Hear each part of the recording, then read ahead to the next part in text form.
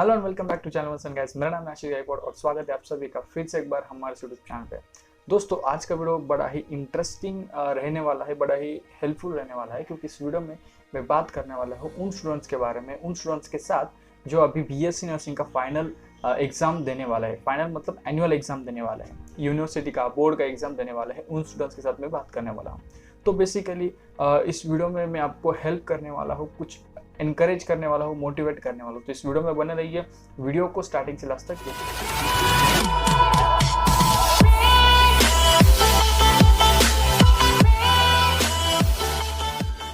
Welcome back to channel once and guys. तो इस video में बात कर रहा हूँ जो स्टूडेंट्स बीएससी नर्सिंग का एनुअल एग्जाम देने वाले हैं उनके साथ। तो कुछ चीज़ें हैं। देखो, जब आप एग्जाम देने जाते हो तो सब कुछ हो चुका होता है और सबसे इम्पोर्टेंट चीज़ होती है आपकी मेंटल हेल्थ, आपका मेंटल प्रिपरेशन। आपने स्टडी किया है, सब कुछ चीज़ें हैं, लेकिन कुछ 9 से 10 पॉइंट्स मैं आपके साथ डिस्कस करने वाला हूँ जो इम्पोर्टेंट है जब आप एग्ज़ाम देने जाते हो, एग्ज़ाम अटेम्प्ट करने वाले होते हो। सबसे पहला चीज़ है बी वेल प्रिपेयर्ड। खुद को अच्छी तरीके से प्रिपेयर करें, स्टडी वाइज, फिजिकली, मेंटली। इन चीज़ों में, इन तीनों एस्पेक्ट से खुद को अच्छी तरीके से प्रिपेयर करके रखिए। स्टडी वाइज खुद को अच्छी तरीके से इक्विप करिए। जो भी चीज़ें रिक्वायर्ड है उन चीज़ों को अच्छे से पढ़िए। जो भी आपने पढ़ा है उस चीज़ को, उन सभी टॉपिक्स को याद करने की कोशिश करिए। ऐसी चीज़ें ना करें जो आपको आपने जो स्टडी किया है या फिर जो भी आपका जिस तरीके से आपका एटीट्यूड हुआ है आफ्टर स्टडिंग, उसको आपको डिस्करेज करे। ऐसी चीज़ें ना करें और ऐसे दोस्तों के साथ या फिर ऐसे सर्कल में, ऐसे सराउंडिंग में ना रहे। एग्ज़ाम के दौरान आपका जो एनवायरनमेंट है वो पॉजिटिव होना चाहिए। तो इस तरीके से इस चीज़ को ध्यान में रखिए।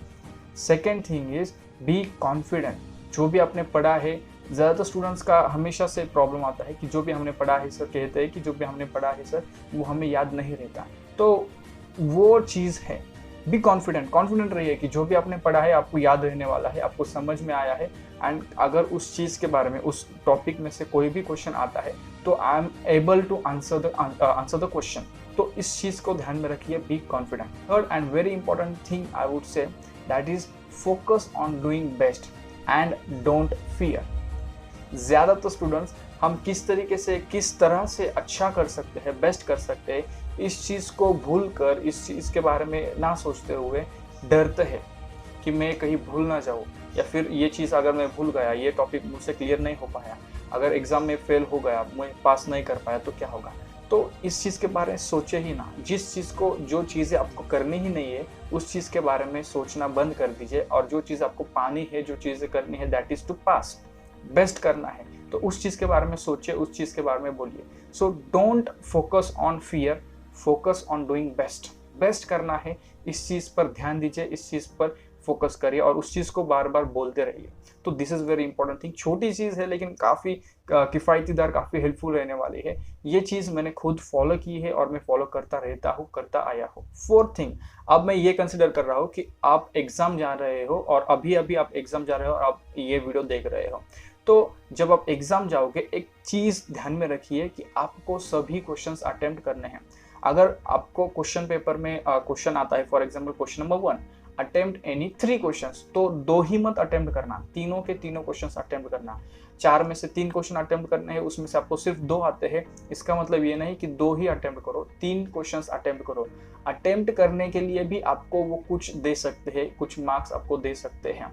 हमें 100% मार्क्स आपको देंगे ही देंगे, ये गारंटी नहीं दे सकता, लेकिन आपको डेफिनेटली कुछ तो भी, मतलब something is better than nothing. तो ये चीज़ है। पेपर को ब्लैंक मत रखिए, वहाँ पर ब्लैंक पेजेस मत छोड़िए। पेपर में जो भी पूछा गया है वो अच्छी तरीके से अटेम्प्ट करिए, अच्छी तरीके से लिखिए, क्योंकि उसके लिए आपको मार्क्स है। तो वो ज़रूर ध्यान में रखिए, attempt all questions, this is golden rule. ये गोल्डन रूल बनाकर रखिए, आपके जहन में रखिए और इसको भूले ना। Next thing I would say, that is question numbers. Question numbers are very important.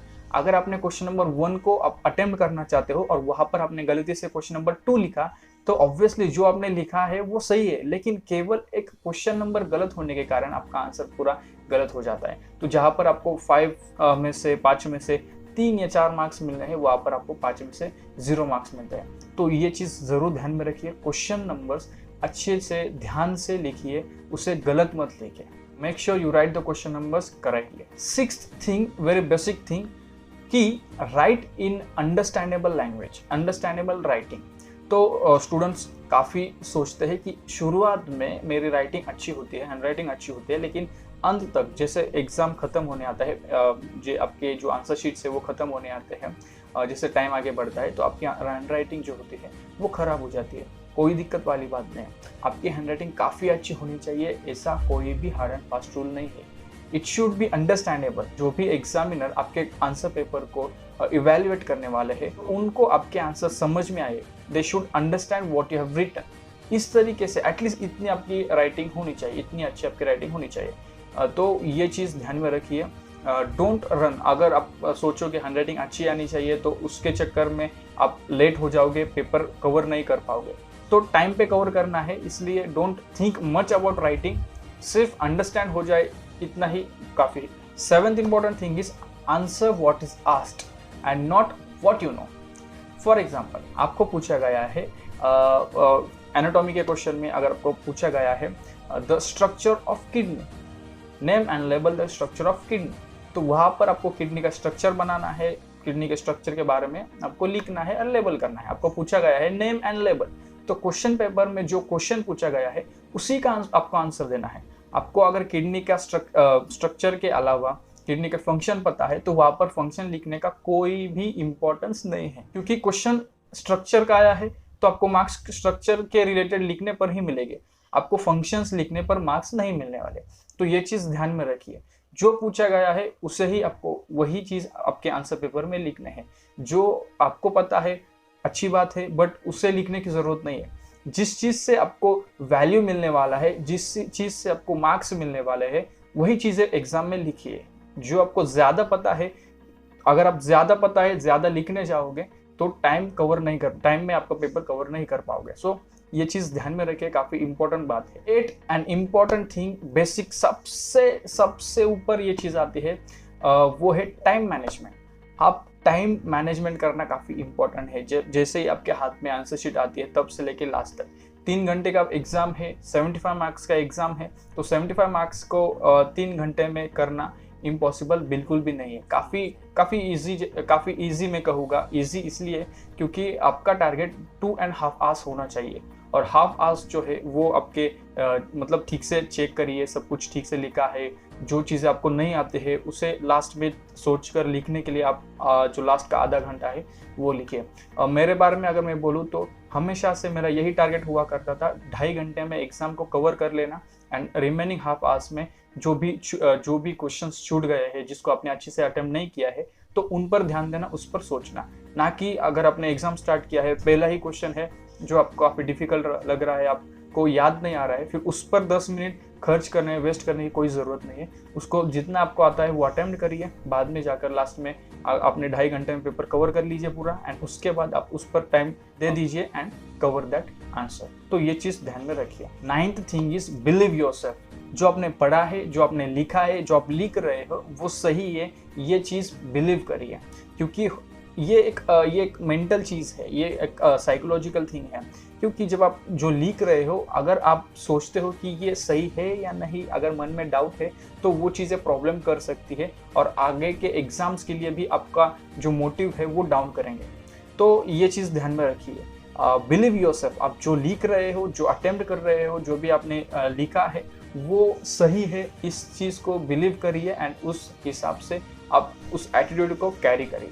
सो ये चीज़ ध्यान में रखिए, don't fear. And last important thing is, एक पेपर होने के बाद मूव ऑन करिए, move on to the next exam. Anatomy का एग्जाम हुआ, फिजियोलॉजी का एग्जाम हुआ, then move on to the next subject. Foundation का तैयारी करिए, ना कि फिर से हॉस्टल पे जाके, रूम पर जाके फिर उस क्वेश्चन पेपर को लेना, चीज़ें छूट गई है, कौन सी चीज़ें बाकी है, फिर उसका टेंशन, एंड फिर उसमें से टाइम आपका वेस्ट हो जाता है। तो ये चीज़ें बिल्कुल ना करिए। एक एग्ज़ाम हो गई, जैसे ही आप एग्ज़ाम हॉल के बाहर आ जाते हो, इट्स ओवर, इट्स डन, वहीं पर उसे छोड़ दीजिए and start to work on the next exam. तो ये चीज़ें ध्यान में रखिए। आप एग्ज़ाम देने वाले हो, बेस्ट विशेस टू यू। अच्छे से एग्ज़ाम लिखिए। ये चीज़ें, कुछ टिप्स मैंने बताई है, इस चीज़ों को फॉलो करने की कोशिश करिए। डोंट फियर, बी कॉन्फिडेंट, खुश रहिए, एंड एंजॉय करिए। ये जो एक्सपीरियंस रहेगा आपका एग्जाम देने का, उसे एंजॉय करिए।